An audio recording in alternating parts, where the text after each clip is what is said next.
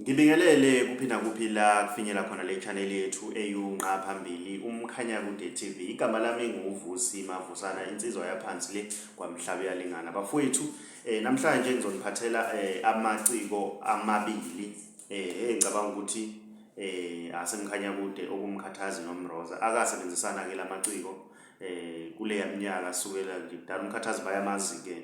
uMkhathazi uke wasebenza namakusheshe wasungula iqembu amagudla labo wasebenza neGqokamelisha noMroza lapho benyathelo ogqamu beshaya ingoma nje wagcina somkhathazi ke lapho i-combination yalabaculi ke lawa uMkhathazi bemfishara eqenjini likaMroza basemkhuzi sikakhulukazi bephinde futhi uMroza edlale isiginci la esewuMkhathazi.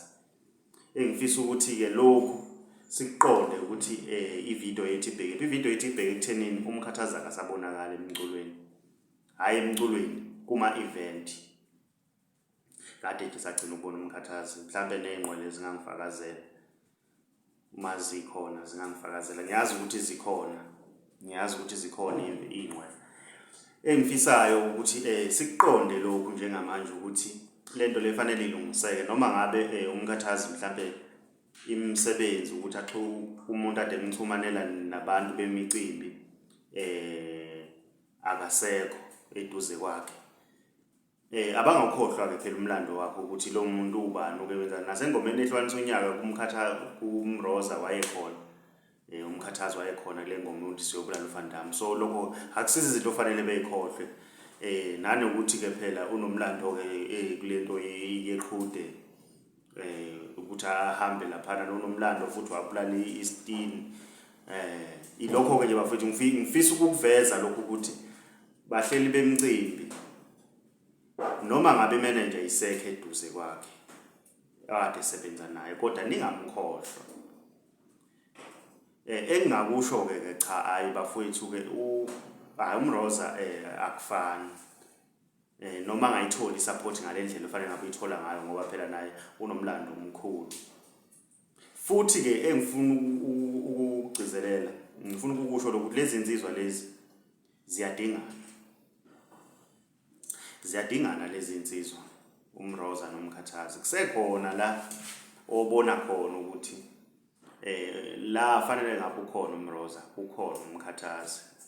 Angisho ukuthi lo muntu odlalela uMkhathazi isiginci uyabheda noma wenzani kodwa ke nje ziyadingana lezi insizwa. Kodwa ke phela ngeke singene lapho ke ngoba sazi ukuthi yini thina okwabahlukanisa. Kodwa ke uye kuzwe nje uma icula uMroza uthi eyila ngathi angangena uMkhathazi.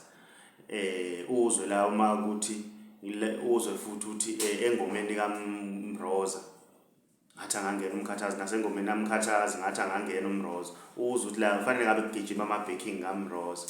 Asisho ukuthi kolokho abanako bako kodwa ke nje lezi insizwa lezi bafowethu i-combination yabo singabalandeli siyayikhumbula kakhulu.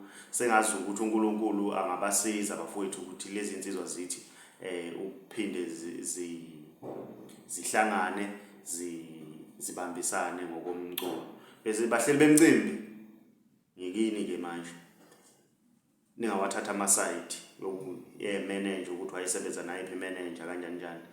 Thathani uMkhathazi nimfake egemini. Ningamthathi kancane uMkhathazi akuyona into yokudlala. Yasibulala iSteen leya ndoda. Okunye ke bafowethu ngifuna ukucacisa mina kuma video angisuke kungekho umuntu ongiphushayo ukuthi ngikhulume ngento. Izinto ngithatha umlando ngibhale phansi bese sikhuluma ke ngezinto ezenzakalayo. Njengamanje bafowethu ilokho kuyisicelo lokhu nanoma ubani angakwazi ukuthi akhulume ngalento. Njengamanje siphila ezweni lenkululeko. Wonke umuntu unelungelo lokuthi angakhuluma ngento. Lokho engisuke ngikhuluma ngakho la ngisuke ngakhokhelwe akekho umuntu ongikhokhelayo ukuthi ngikhulume lento engisuke ngiyikhuluma. Ngisebenzisa umlando engwaziyo ngokomculo kaMaskandi ukuthi abantu ukuthi nje umculo uhamba kanjani. So ngiyacela ke bafowethu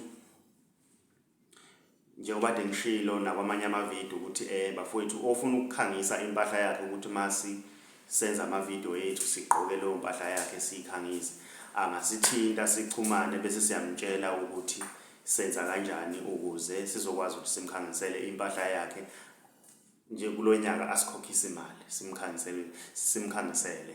Siyichanele ehamba phambili uMkhanya Kude sithi siyabonga.